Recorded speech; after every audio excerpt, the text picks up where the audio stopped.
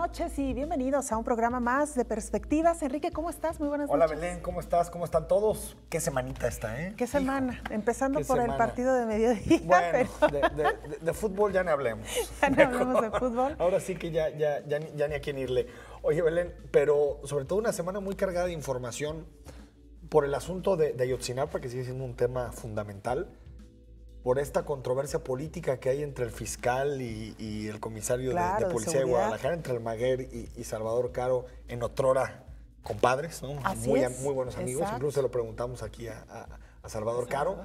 Y por supuesto, la elección de mañana, que tiene mucho de morbo, de quién será el nuevo magistrado del Supremo Tribunal de Justicia, ¿no? Claro, pareciera, Enrique, que todo estaba acordado, todo estaba muy planchado para que Fernando Guzmán Pérez Peláez, un panista de viejo cuño, además ultraconservador, identificado plenamente con el Opus Dei, muy cercano a la Iglesia Católica, ni más ni menos que el abogado de la Iglesia Católica en el caso del asesinato de Juan Jesús Posadas Ocampo. Un perfil de abogado, sí, hay que decirlo, sí, con un despacho, dicen los que conocen el medio, relativamente exitoso, pero como también ya lo habíamos comentado, Enrique, quizá con nula carrera dentro del Poder Judicial, ¿no? Sí, yo creo que, a ver, hay dos elementos, Belén, para un poquito contextualizar la discusión. Uno es el personaje en sí, Fernando Guzmán. Otro es el contexto en general y cómo se eligen a los magistrados. Creo que son dos debates distintos y vale la pena no mezclarlos, porque después parece que muchos de los argumentos que se esbozan son para descalificar personalmente a Fernando Guzmán. No. Creo que una cosa es Fernando Guzmán, que estoy de acuerdo contigo, no tiene trayectoria en el Poder Judicial, no tiene méritos en el Poder Judicial, pero sobre todo, Belén, y que no se nos olvide esta parte, es juez y parte, o ha sido juez y parte en la elección de magistrados, por lo menos desde el 2007. Hay que recordar que si hacemos una radiografía del Poder Judicial del Supremo Tribunal de Justicia, al menos 7 magistrados fueron impulsados por Fernando Guzmán, cuando fue secretario general de gobierno, y le tocó la negociación a Fernando Guzmán con el Congreso para elegir magistrados, a través, si recuerdas, de Celso Rodríguez, que pues, prácticamente era un aliado que tendría que ser oposición, pero bueno, así es en este estado, era un aliado directo de Emilio González, ¿no? Dentro del Poder Judicial. Entonces, creo que el debate en torno al tema directo de Fernando Guzmán tiene que ver, uno, con su nula experiencia, y dos, con que hay un tema de conflicto de interés muy claro. Fernando Guzmán ha participado en el Supremo Tribunal de Justicia, ¿no? Entonces yo creo que por eso habría que hacer la diferenciación. Y en el caso del contexto, Belén, es pues esta farsa, yo diría, esta puesta en escena que suelen hacer los diputados cada que eligen magistrados. Bueno, ya no sabemos el teatrito, ¿no? Sí. Convocatoria, paso 1. 2, empiezan a desfilar magistrados, sale el diputado a decir, todos tienen las mismas posibilidades, los vamos a entrevistar, y todos sabemos, por cuarto, que ya hay un acuerdo, ¿no? Tal vez no sea Fernando Guzmán, pero los diputados te lo dicen en corto, le toca al Partido de Acción Nacional esta posición. Si no es Fernando, como no fue Gustavo Macías, hay que recordar, será otro. Sí, como fue Gustavo Macías, panista también. Y bueno, pues en este caso estamos hablando también de otro panista, 59 aspirantes, Enrique, y que incluso algunos de ellos se quejaron públicamente al decir que, bueno, los dados ya estaban cargadísimos, y aún así, pues hubo 59 aspirantes que acudieron a esta charla, ¿no? Es que mira, y yo creo que aquí se abren otros dos elementos, y ya vamos directo al tema, Belén, del contexto y cómo se eligen los magistrados. La ley es muy laxa. Eso es innegable, y creo que tenemos un gráfico para ilustrar más o menos qué se pide para ser magistrado. Y pues no son muchas cosas, ¿no? Ser ciudadano mexicano, ser nativo del estado o haber residido en los últimos 5 años, porque hay que recordar que en el caso particular de Fernando Guzmán, él no es jalisciense, sino que es de la Ciudad de México, al menos 45 años, 10 años de haberse titulado como abogado, gozar de buena reputación, que eso es una llamada a misa, ¿no? Hablando del tema de Fernando Guzmán, es decir, gozar de buena reputación. ¿Qué es eso de gozar de buena reputación, no? No haber sido condenado por más de 1 año. Es decir, pudiste haber sido condenado entre 6 y 8 meses y no habría problemas. No haber sido gobernador o titular de alguna de las secretarías del despacho durante el año previo a la elección. El caso de Fernando Guzmán dejó de ser secretario general de gobierno, si lo recordamos, a finales de 2011, para poder ser el candidato al gobierno del Estado por parte del Partido Acción Nacional. Es decir, aquí no hablamos ni de trayectoria académica, ni de publicaciones, ni de años en el Poder Judicial, ni de algún tipo de evaluación interna. Es decir, lo único de lo que hablamos son criterios que casi cualquiera con 10 años de haberse titulado de abogado los puede cumplir, ¿no? Sí, totalmente. Y Enrique, además esto también nos lleva a lo que tú ya mencionabas, las cuotas dentro del Poder Judicial. ¿Cómo está conformado con base en grupos? Y que evidentemente pues esto no debería de existir, pero existe, al menos lo que podemos ver desde afuera, ¿no? Es que yo creo que ahí está, Belén, uno de los principales problemas del Poder Judicial. El Poder Judicial es un poder controlado ya no por partidos políticos, controlado por jefes políticos, por grupos políticos, que es todavía más grave la situación. Es decir, porque me comentaban en una columna que escribí el lunes haciendo la crítica de Fernando Guzmán, me comentaban, pero es que, por ejemplo, en la Suprema Corte de Estados Unidos se sabe quién está más cerca de los demócratas y de los republicanos. Sí, pero hay una coincidencia ideológica, es distinto. Es decir, los republicanos eligen ministros conservadores y los demócratas eligen ministros liberales. Eso no tiene nada de malo, ahí no hay conflicto de interés. Ahí son ideas en las cuales el partido y cierto representante las pueden de alguna forma, exacto, comulgan. En este caso no, en este caso son posiciones para que cuando sea necesario destrabar algún asunto, pues ahí está la llamada. Hay que recordar, Belén, 2 grabaciones. La de Leonel Sandoval diciendo que el Tribunal Electoral les iba a arreglar la elección y recordar el manotazo de Hugo Luna. Esas 2 cosas son como los grupos políticos operan en el Poder Judicial. Estos son 4, ¿no? El grupo tradicional de los Cosío, que siempre han tenido una gran hegemonía interna en el Poder Judicial. El caso del grupo de Leonel Sandoval, que está muy vinculado al PRI. El papá del gobernador. Exacto.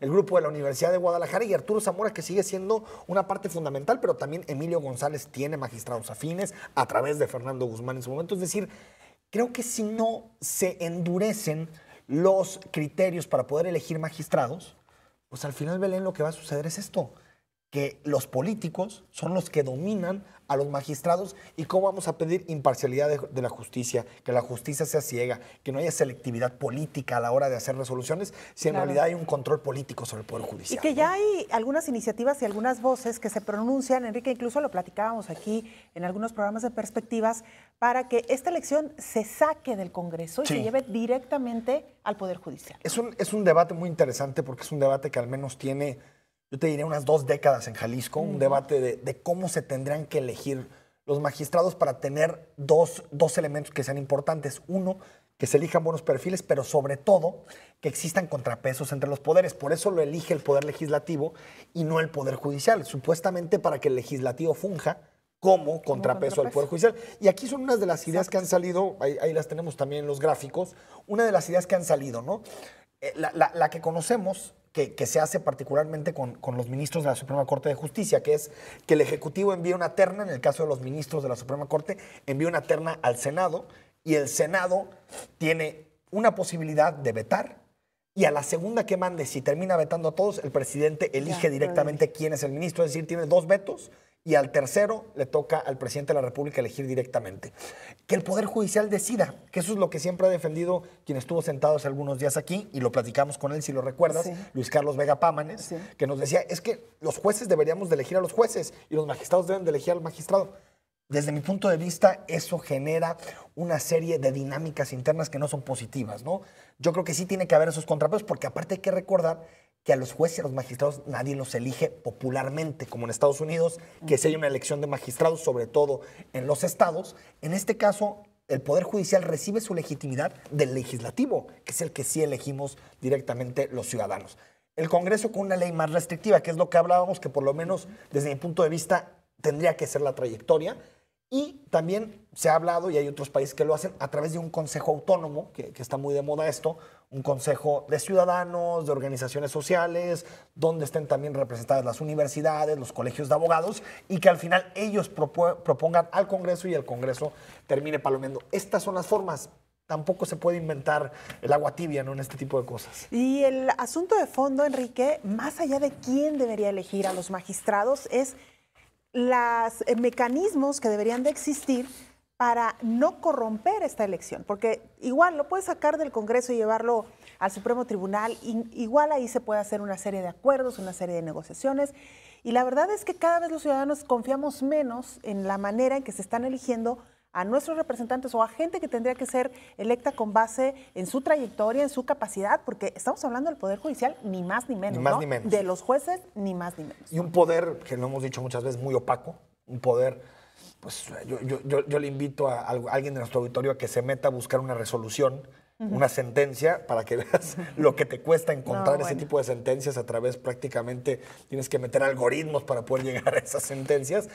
Y, Belén, creo que el tema muy importante, aparte de hacer mucho más difícil la llegada de magistrados, es decir, poner más criterios a cumplir para poder ser magistrados, es fundamental una que le llaman en otros lugares una ley de incompatibilidades. Es decir, una ley en la que se delinee con mucha claridad qué tipo de puestos que ejerció una persona no son compatibles con después ejercer una magistratura. Claro. Es decir, si tú fuiste, como el caso de Gustavo Macías, que se fue propuesto y terminaron rechazando esa terna, como el caso de Gustavo Macías, si fuiste presidente de partido, no puedes ser magistrado. ¿Por qué? Porque eres juez y parte, no puede ser. La justicia, al final, hay una gran tentación para justicia selectiva, porque tú no crees que al panista le van a marcar los panistas para decirle, claro, oye, o al priista, o al perredista, o a quien sea, ¿no? Totalmente. Entonces, si no endureces los criterios y metes una ley de incompatibilidades, como en el caso de Fernando Guzmán, donde le diga, usted fue secretario general de gobierno, fue parte del Poder Ejecutivo hace solamente 3 años, no puedes proponerte para estar en otro poder, ¿no? Totalmente. Bueno, el tema no se agota, seguiremos, por supuesto, pendientes de esta elección. Y pendientes que mañana es la votación, claro, para elegir a quien va a sustituir a Miguel Ángel Estrada Nava, que se retira del Supremo Tribunal. Bueno, pues vamos a nuestra primera pausa y ya está aquí nuestra invitada, la maestra Magdalena Ruiz Mejía. Ella es secretaria de Medio Ambiente y Desarrollo Territorial. Con ella regresamos.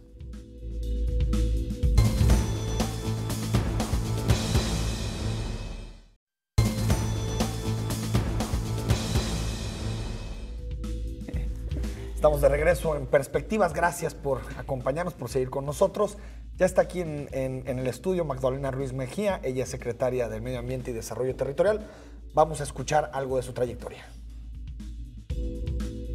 Magdalena Ruiz Mejía es secretaria de Medio Ambiente y Desarrollo Territorial, conocida como la SEMADET. Desde el año 2007, ya sea como asesora o como parte del gabinete, se encuentra vinculada a labores públicas. De 2007 a 2009, fungió como asesora de comisiones en el Cabildo de Guadalajara y a partir de la llegada de Aristóteles Sandoval, tras la victoria electoral del priista en 2009, se convirtió en la titular de la Secretaría de Medio Ambiente en la capital de Jalisco. Asimismo, en marzo de 2013, se convirtió en integrante del gabinete estatal al ser designada por Aristóteles como titular de la SEMADET. Su inclusión representó también uno de los pocos perfiles externos al PRI que formaron parte del gabinete del gobernador en sus primeros días al frente. Su paso por el gabinete no ha estado ausente de retos, entre los que se encuentran la discusión sobre los talleres de verificación vehicular, un impuesto verde que se propuso al inicio de la administración y la contaminación en municipios como Tlajomulco. Esta noche en Perspectivas dialogamos con Magdalena Ruiz Mejía.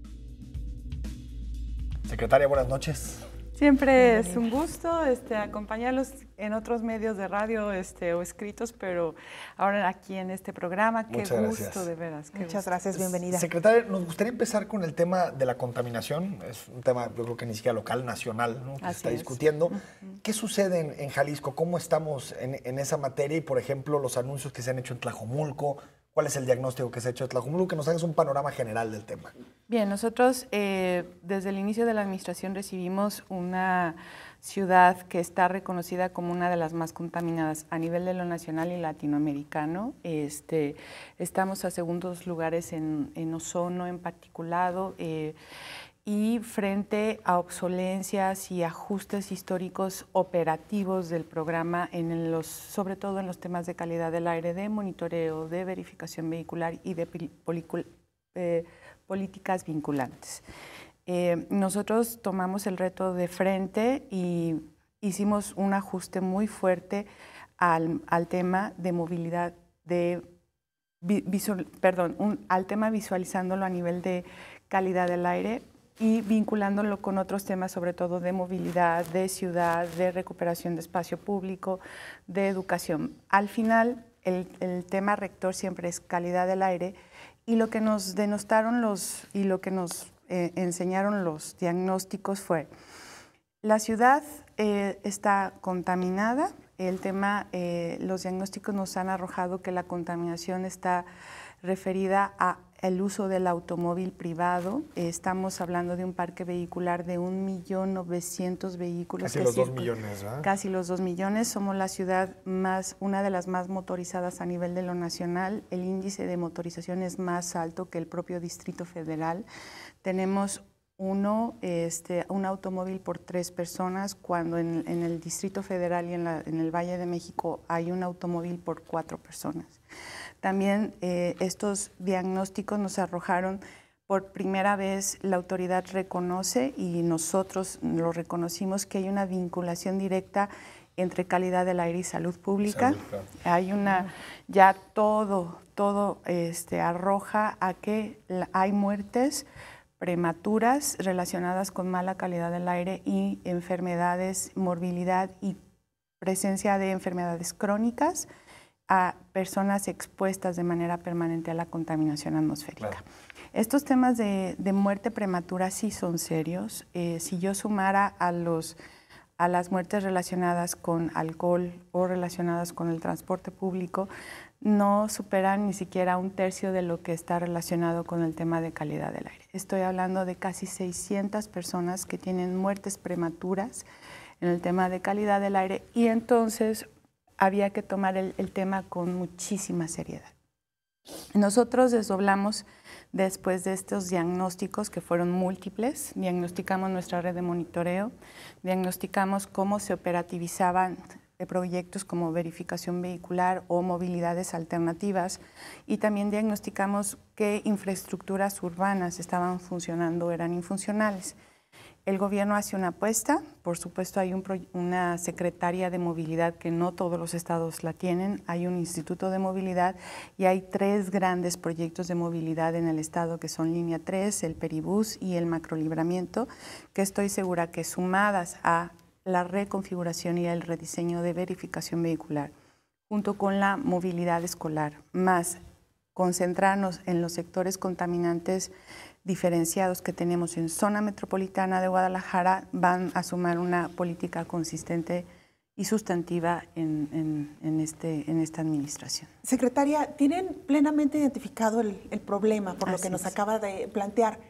¿Cómo abordarlo y cómo se resuelve? Uno pensaría que es pues inhibiendo el uso del vehículo y bajar 1.900.000 a no sé cuántos tendrían que ser para mantener una calidad más o menos adecuada. ¿Es así? Y si es así, ¿a cuánto tiempo lo están visualizando y qué acciones a seguir? Es un programa a largo plazo y de mediano, y de acciones también de a corto plazo. El programa sí tiene que pensarse a nivel de ciudad, y el tema de salud, educación, movilidades intermodales y una ciudad diferente. Pero en el inter que construimos esa ciudad como la vivimos en este momento, tenemos que reconocer que hay infraestructura y usuarios que hacen uso de este automóvil privado. Estoy hablando de 1.900.000 vehículos que producen contaminación atmosférica para 4.5 millones de personas, y que entonces hay no solamente, o sea, ni tú ni yo, sino que hay personas vulnerables, hay contaminantes que se concentran abajo de 1.20, y entonces ahí tenemos a nuestros niños que están expuestos a cierto tipo de contaminantes. También tenemos personas vulnerables por salud, que son los adultos mayores, embarazadas, pero también si nosotros mapeáramos nuestra zona metropolitana de Guadalajara, veríamos que tenemos el Bosque de la Primavera, que literalmente sí es nuestro gran pulmón, entra el aire oxigenado, pero va recogiendo los contaminantes que se van produciendo en la ciudad y se van acumulando hacia ciertos sectores de la ciudad en ciertas temporadas. Y de ahí tenemos la exposición en Tlajomulco, en Tonalá y en Tlaquepaque, que son los municipios más expuestos, y tenemos colonias como Miravalle, como Santa Fe, como Loma Dorada, que tienen en semáforos amarillos y rojos la mayor parte del año. Entonces, tengo una... Así va la contaminación del resto, digamos. Así es. Ahora, yo sí estoy haciendo una apuesta de corresponsabilidades. Nosotros teníamos que reconocer que recibimos un programa infuncional, obsoleto, y si bien hay políticas nacionales y programas rectores como el ProAire, ejecutarlos había que hacer como meter muchísimo orden en casa. tuve que mover a muchísimas redes de corrupción internas que inmediatamente movimos. El gobernador me permitió perfiles altamente calificados para que funcionaran en el tema de calidad del aire y en casi todos los temas estratégicos de la SEMADET pudiéramos analizar que son personas que saben del tema, pero en particular en el tema de calidad del aire tengo un equipo que sabe mucho de calidad del aire. Además de eso, el programa que teníamos de verificación vehicular, que hago el énfasis, es obligatorio y es vigente, pero teníamos que poner en orden eso, porque después de un diagnóstico preliminar había 50% de inconsistencias administrativas, jurídicas y operacionales, los famosos ratones, autos madrina, que dejaban la pluma de medición en el aire o se modificaban las bases de datos. Cuando nosotros nos dimos cuenta de estas inconsistencias, claro que nosotros pues fuimos estrictos y empezamos a meter una serie de controles jurídicos, administrativos y operativos que derivó que de 800 talleres que, según la recomendación de la norma, no pueden ser juez y parte, hacen verificación y la afinación al mismo tiempo, empezamos a quitar esos que tenían esas inconsistencias y quedaron de entrada 400 fuera, la mitad. De allí seguimos una serie también de ajustes y a la par entonces prospectamos el rediseño del programa de verificación vehicular. La NOM 047, se me vuelven los números, la NOM 047 dice que debemos de hacer un tránsito de una verificación estática a una dinámica, porque hay que medir una serie de contaminantes que históricamente no se medían y estos contaminantes son los más agresivos a la salud y precursores de contaminantes que son los que están relacionados con inmunodeficiencias, asmas, cánceres, etc. Estos contaminantes que son conocidos como NOxes, un particulado fino abajo del 2.5 y compuestos orgánicos volátiles que allí están, por ejemplo, un sector, los gasolineros muy expuestos, por ejemplo, las dependientes y los dependientes de las gasolinas, que también vamos a trabajar allí en una norma estatal, junto con la federación. Estos compuestos no se medían en la prueba estática. La prueba dinámica sí los va a medir, además de generar una serie de bases de datos bajo otro sistema de medición que en estos momentos en lo internacional fue el que descubrió el fraude de esta automotriz muy famosa. Sí, como no, de la alemana. La alemana. Y hay que transitar precisamente a funcionamientos de tecnologías de punta para tener a un alto nivel de control. Secretaria, en estos 400 talleres o verificentros que están autorizados, ¿cómo sabemos que no hay corrupción? Es decir, ¿cómo sabemos que no se venden hologramas a precios más bajos? ¿Se hacen supervisiones? Se hacen supervisiones, pero la infraestructura del propio Estado es completamente... Digamos, apenas vamos con la PROEPA, con las inspecciones y el procedimiento administrativo y de normatividad del Estado no solamente está ligado a que debe de ser observado. Hay un procedimiento que se inicia que casi siempre nos lo tumban en los tribunales administrativos. ¿Qué raro en el TAE? Pues sí. Sorprendente. Pero no nomás en este tema, en otros temas. Y ahí está también. Colomos, que después podemos hablar de eso. Sí, Claro, sí, por supuesto. Pero se hace un procedimiento muy engorroso, pero que también es proclive a la corrupción. Entonces, vigilar a nuestros propios inspectores son monstruos burocráticos y lo que teníamos que también es en el rediseño simplificar en tiempo real, en una verificación del cumplimiento de que se estén haciendo bien las cosas con una vigilancia no solamente de la autoridad, sino de criterios hasta mercantiles. Secretaria, antes de irnos a la pausa, ¿cuál es el impacto real de un programa como la verificación vehicular? Bien, nosotros no es la única solución y eso es de varias, pero llevaríamos a cumplimiento de norma lo que ahorita está fuera de norma. O sea, tendríamos que más o menos 16 kilos de contaminantes en el año dejarían de entrar por persona en la zona metropolitana de Guadalajara. Entonces, sí es sustantivo, pero ojalá viniendo pueda hablar de los otros componentes del tema de calidad. Vamos al corte con esto y regresamos, por supuesto.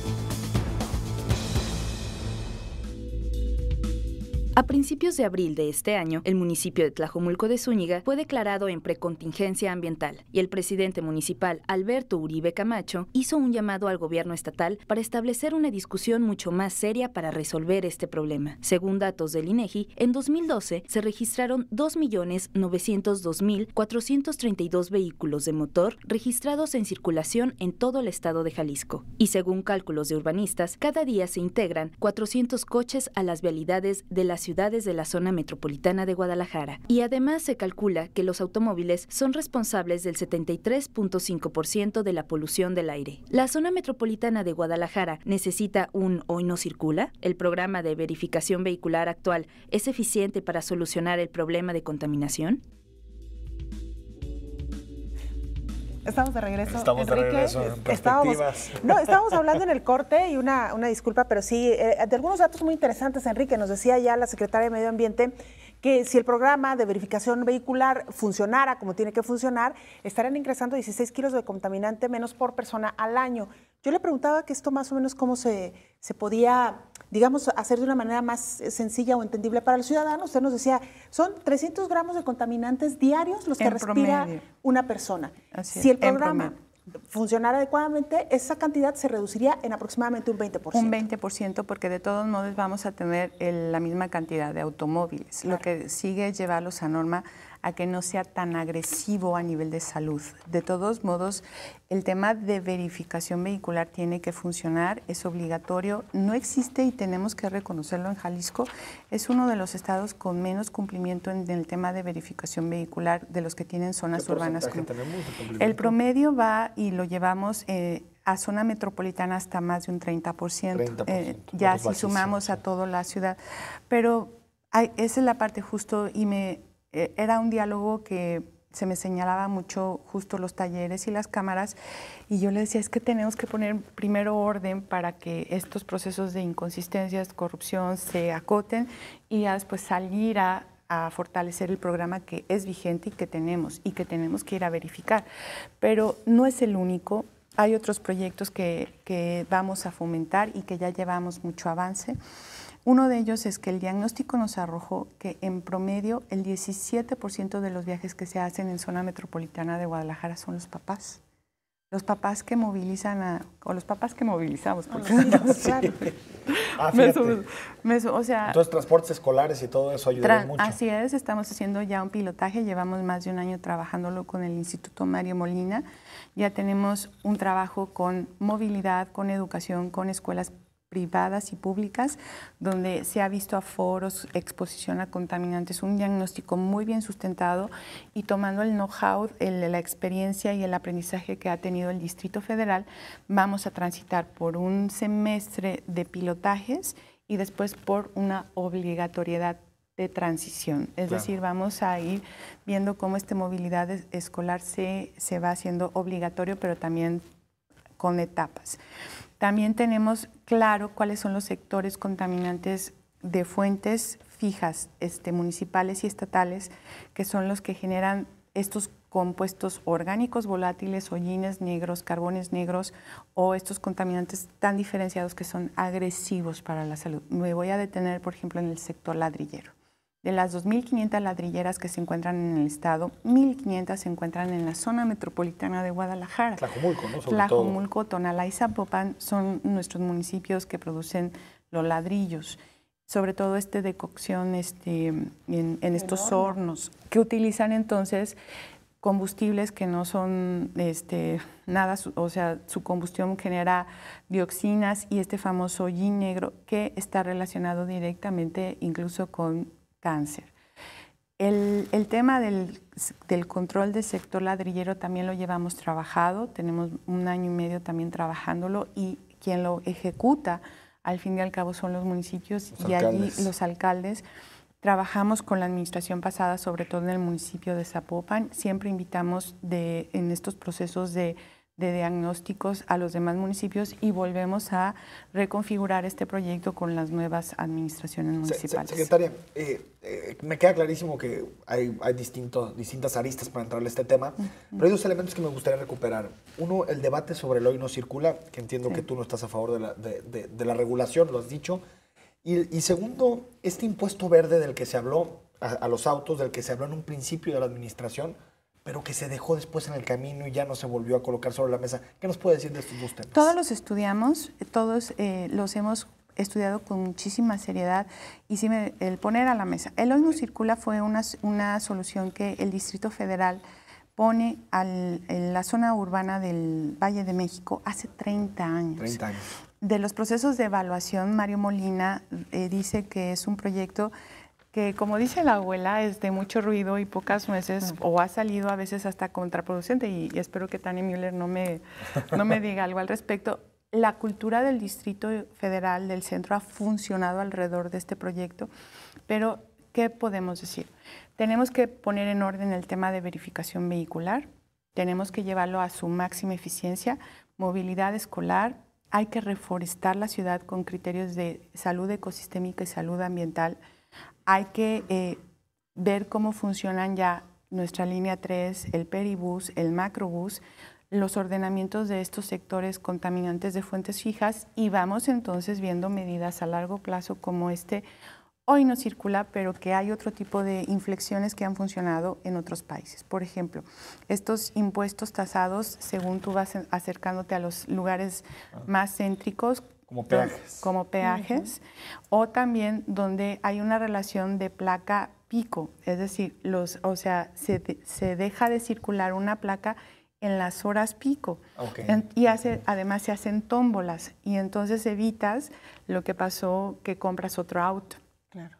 Eso funciona en ciudades latinoamericanas, en Colombia, en Chile, funciona en otras ciudades que son como un Hoy No Circula, pero más diferenciado.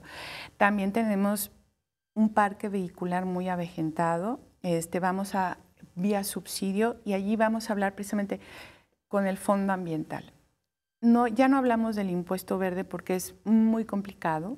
Tenemos que tener apoyo de la Federación y hay una serie de tablas muy complicadas de desenvolver, pero hay una decisión de parte del gobernador que el 100% de la recaudación en el tema de verificación vehicular, venta del holograma y multa electrónica obligatoria se van a dar a un fondo verde que va a ser seleccionado por un comité técnico intersectorial, donde la sociedad civil organizada, academia, individuos, comunidades, todos los sectores van a poder participar en ese fondo verde y las políticas prioritarias como movilidad y como estas apuestas fuertes precisamente de ver no es un impuesto, sino es un fondo que va a reconfigurar políticas que necesitan mucho dinero. También lo de Uber, ¿no? El 1.5% de impuesto a Uber se iría a un fondo verde. Va a ser a este fondo verde. Pero esta es la primera etapa, porque viene todo lo que hemos trabajado en cambio climático, estos mercados carbono internacionales que se van a empezar a aterrizar en el 2017, irían al fondo verde, y la intención es visualizar Jalisco como una isla de sustentabilidad frente a las grandes crisis ambientales y las faltas presupuestales. Le damos el micrófono a la calle para que te hagan preguntas ciudadanos y regresamos para la respuesta. Han estado haciéndolo en la Ciudad de México, que por ejemplo si trabajan determinadas personas en un lugar, pues que se puedan todos poner de acuerdo para no usar tanto el vehículo, porque sí estamos también ya empezando con los mismos problemas de la Ciudad de México. No tanto porque allá hay muchísima población, ¿verdad? Pero sí necesitábamos que más que nada tener conciencia, porque no tenemos conciencia. Luego hay gente que nada más por unas cuadras llevan el coche, porque a mí me ha pasado con mis vecinos, no caminan. Deberían de poner más árboles, algo así como, pues también las fuentes hacen algo sobre eso, ¿no? Para disminuir la contaminación.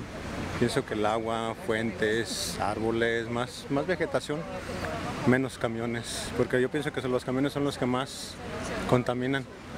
Utilizando menos los vehículos, usar más bicis y pues caminar más que nada. Y así mismo no contaminas tanto y al caminar te sirve que haces ejercicio. Bueno, dos temas que se me hacen interesantes de los que salieron, secretaria, a ver si nos puede responder. ¿Qué se puede hacer para que los ciudadanos compartamos el auto? Si es algo que se puede hacer desde el gobierno, uno. Y el segundo, el gobernador en campaña se comprometió a impulsar más áreas verdes, arbolado, hasta llegar a 10 metros cuadrados por persona. ¿Se ha podido avanzar en ese tema?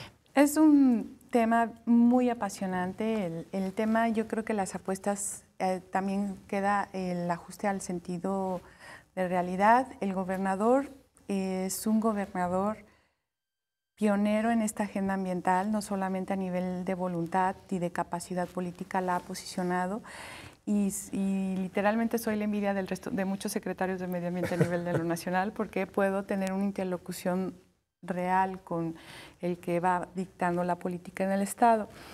Eso es un privilegio, pero lo que falta es sustentabilizar y pensar sustentable el resto de las estructuras y los sectores. Allí están las posibilidades de movilidades diferenciadas.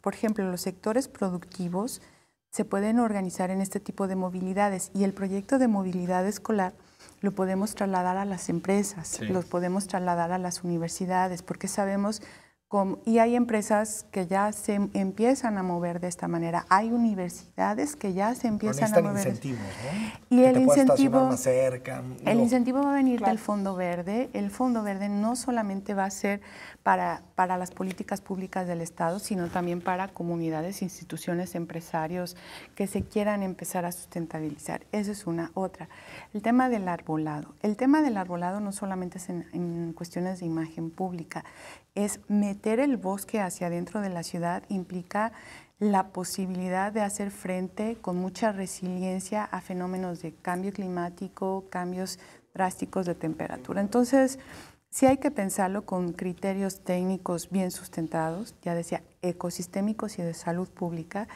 y hay que hacerlo bien. Y la otra, y por último, el Fondo Verde, yo creo que junto con esta reconfiguración de la política de calidad ambiental, debe de pensarse también para estas grandes políticas ambientales. En un momento espero que después de que pasen siguientes generaciones, no solamente saneemos y pensemos en una mejor calidad del aire, sino en sanear con profunda consistencia el río Santiago. Claro. Y ahorita vamos a entrar al tema del río Santiago.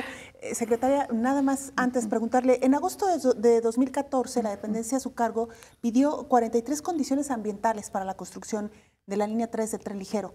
¿Cómo va? Fíjate que bien, son de la casa y hay sendas mesas de trabajo. Ha sido el plan de manejo de arbolado fue una de las condicionantes más difíciles de cumplir, porque para hacer un diagnóstico como se hizo, tuvo que haberse un año antes previo a que vinieran los proyectos ejecutivos, pero ya tenemos plan de manejo de arbolado que se está ejecutando.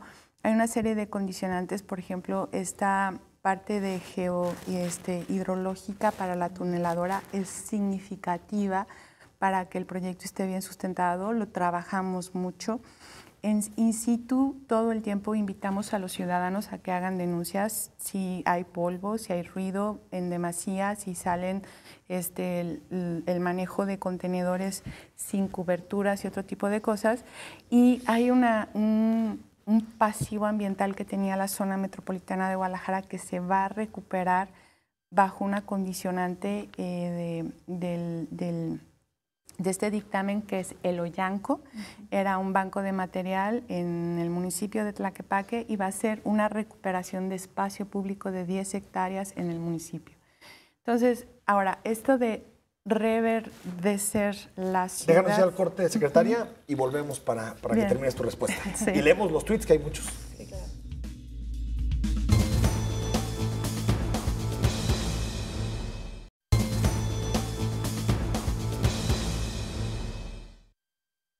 A finales de marzo de este año, colectivos dedicados a la defensa de la barranca de Oblatos, Tezistán, propusieron a los ayuntamientos de Juanacatlán, El Salto, Tonalá, Ixtlahuacán de los Membrillos y San Cristóbal de la Barranca que se suben a la defensa de las barrancas de los ríos Santiago y Verde, pues argumentaron que la zona tiene una problemática diversificada asociada con el crecimiento urbano, contaminación de sus aguas, deforestación, pérdida y disminución de los servicios ambientales que presta a la sociedad. ¿Existe alguna política pública para proteger esta zona? ¿Qué se necesita para que esta zona se declare como área municipal de protección hidrológica?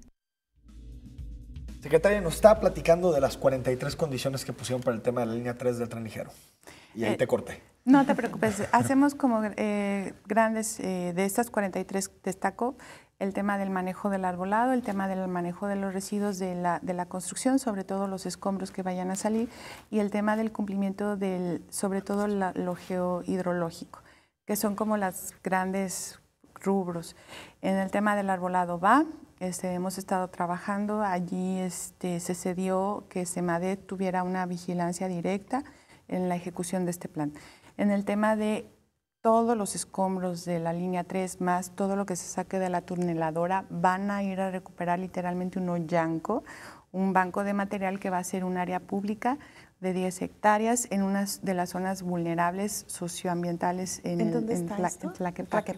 Cuando vamos por carretera de aeropuerto a lo que se ve el Tapatío, el hoyanco no se alcanza a ver, pero si se fijan no hay espacios públicos allí, entonces va a ser un espacio. Y se va a arbolar, supongo. Se va a hacer un parque. Entonces hay dinero, SCT y el proyecto se comprometió a hacer ese espacio público.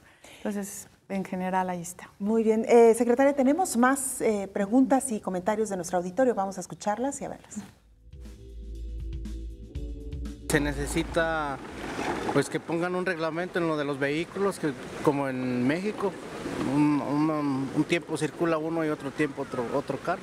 Y los que tengan carro y su trabajo cerca, que se vayan en bicicletas o caminando, no sé. Utilizar menos el coche, caminar más, que es más efectivo también para la salud. Los vehículos, ¿no? Es en los vehículos que realmente son demasiados los que ya hay. Y utilizar más la bicicleta. Como los que caminamos a pie, pues es más conveniente para lo físico también de uno, ¿verdad? Entonces así también deberían de ser ellos, las autoridades, tomar esas medidas.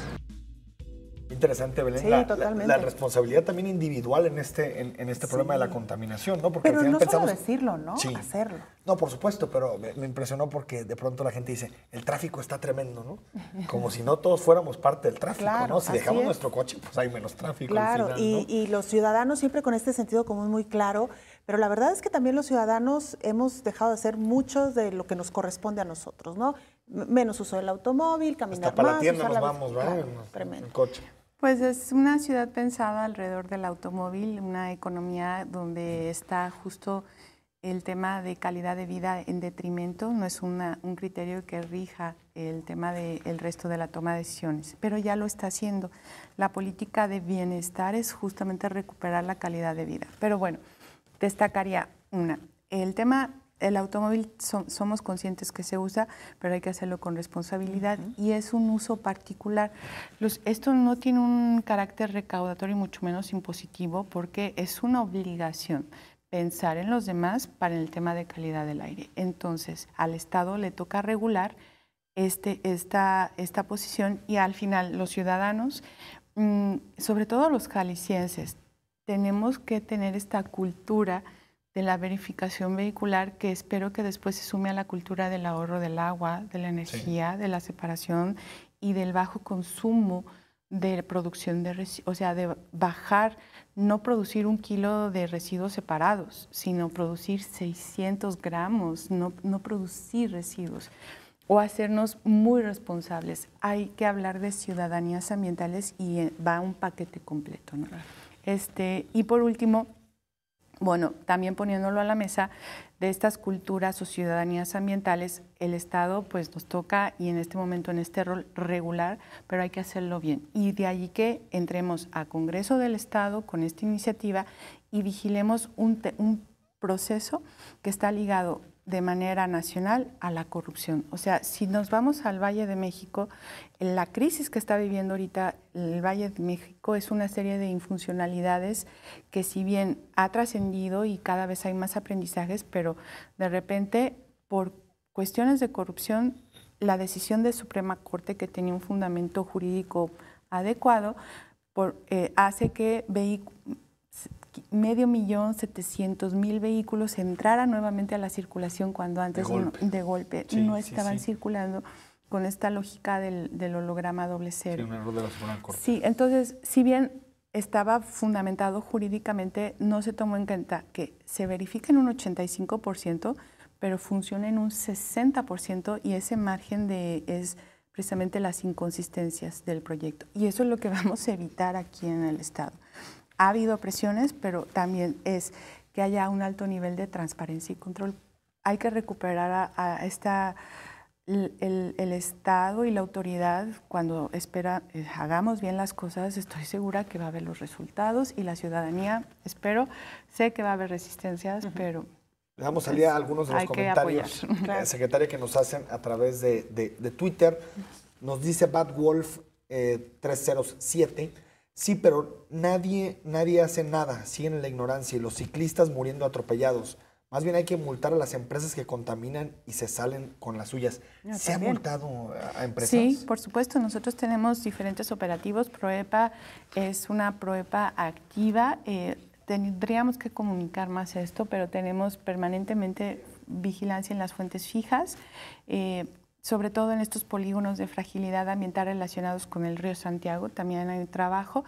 Y también compartirles que vamos a estar decretando área natural protegida a la barranca de Huentitán y de los Ríos Verdes, ahorita que vi ese corte, que es competencia 100% del Estado, y vamos a reconfigurar, y hemos estado reconfigurando las relaciones con la Federación y los municipios para trabajar el río Santiago de manera diferente.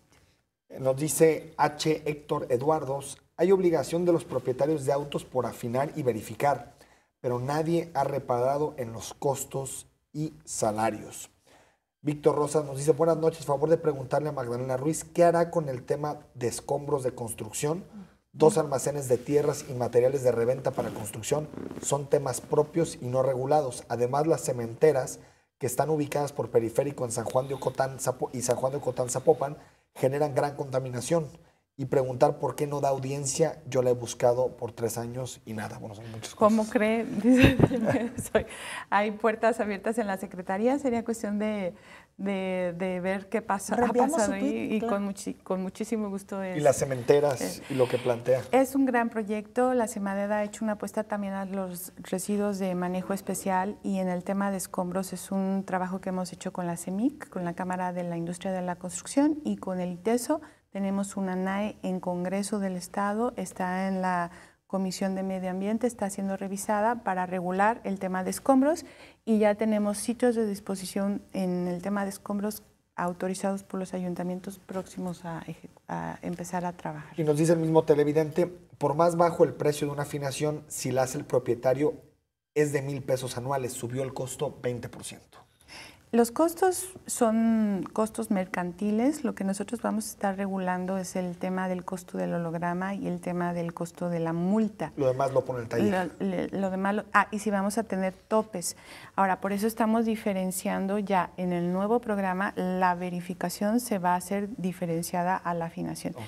Porque así se recomienda, porque es juez y parte. O sea, y pudiera decir cualquier cantidad de ajustes, inconsistencias, pequeñas o grandes, que sí hay que hacer esa diferenciación. Bueno, Nicolás Sabendano dice, no ha pensado en renunciar, su labor pareciera la desarrolla muy lenta, casi ni se percibe. Bien, pues no, el gobernador me invita, dicen que nadie es profeta en su propia tierra. A mí me gustaría ver hacia afuera y a largo plazo. Es una secretaría que tiene decisiones trascendentales y hay que fundamentarlas con mucha certeza. El trabajo se hace en ese nivel y siempre lo hacemos pensando en Jalisco. Nos dice Eduardo Acevedo, está muy bien lo que se intenta hacer para mejorar la calidad del medio ambiente. Algo que considero importante es que el sistema de transporte público es en extremo deficiente.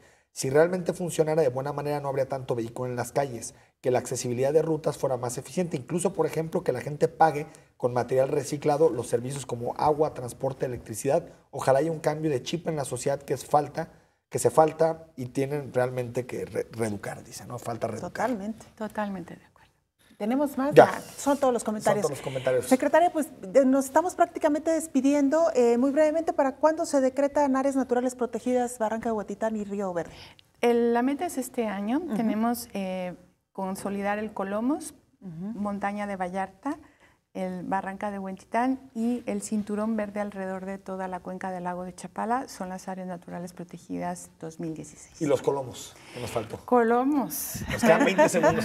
Colomos, ¿no? Pues toda una batalla jurídica sobre todo, y es impresionante los intereses puestos allí. Inmobiliarios, ¿no? Sí. Tremendo. Bueno, secretaria, muchísimas gracias. Una joya ambiental adentro de la ciudad que hay que cuidarla mucho. Totalmente. Ojalá me Gracias. inviten otra vez. Por supuesto, invitadísima, claro que sí. sí. Enrique, muy buenas noches. Gracias a usted también, lo esperamos el próximo viernes. Tenemos El invitado viernes, especial. bueno, nos Padrísimo. visita el doctor Jorge Alonso, con él vamos a platicar de muchísimos temas. Y yo creo que saldrá una de esas conversaciones, Belén, que muchas veces no tenemos, ¿no? Sí. Porque Jorge Alonso creo que se ha ido unos debates muy interesantes. Sí, una charla por demás interesante, así que usted no se lo pierda, viernes 9 de la noche. Mientras tanto, que descanse.